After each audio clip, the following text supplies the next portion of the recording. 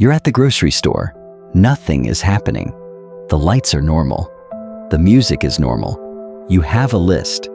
You're halfway through it. And then, from nowhere, a feeling.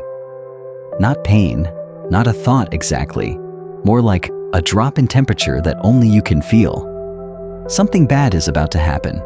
You don't know what it is. You look around. Everyone else is fine. You check your phone. No missed calls. Nothing has changed. But the feeling doesn't care about evidence.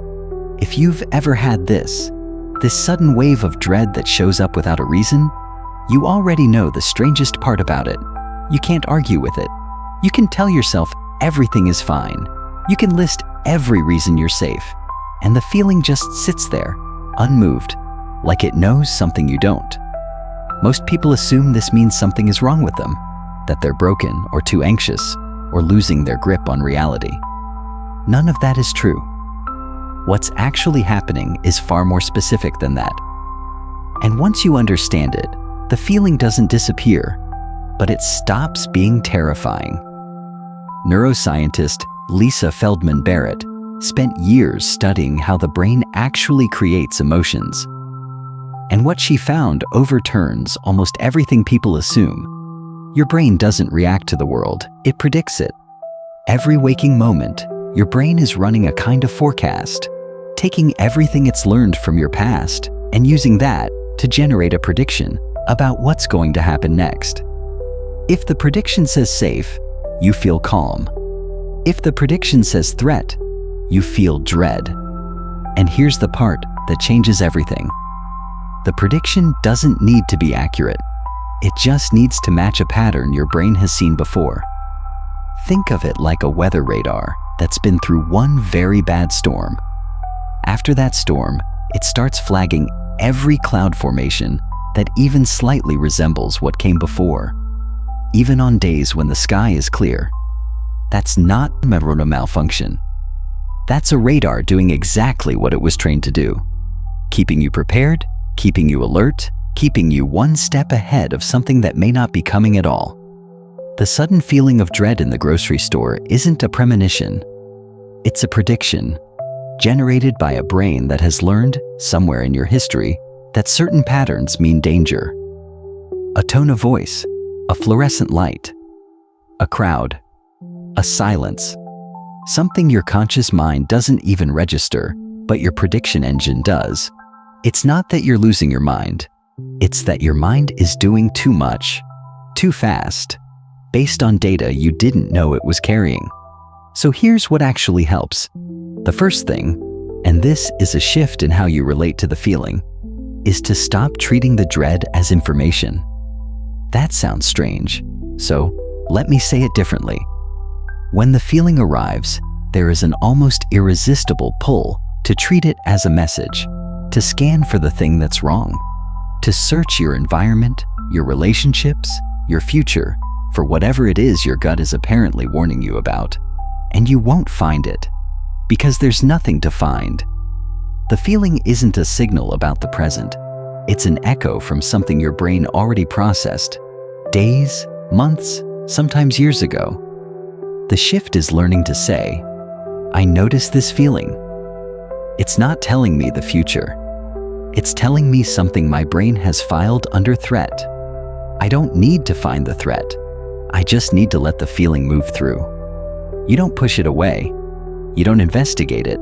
You let it exist without giving it the authority to run the room. That distinction between feeling it and following it is where the power sits. There's also something very practical you can do in the first 60 seconds of that dread arriving. It's called orienting. When your prediction engine flags danger, it narrows your attention. Your field of awareness shrinks. Your peripheral vision contracts. You become hyper-focused inward on the feeling, the thoughts, the spiral. Orienting is the deliberate act of widening that focus back out. Look around the room, slowly, not scanning for danger, just looking. Notice something you haven't noticed before. A color, a texture, the way light falls on a surface. Then, one thing you can hear that you weren't paying attention to. the hum of a refrigerator, someone's footsteps, wind. This isn't distraction.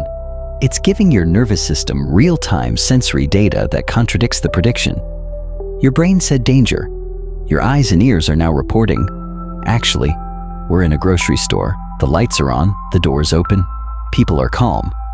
The prediction doesn't update instantly, but with each piece of real-time evidence, the forecast weakens slightly.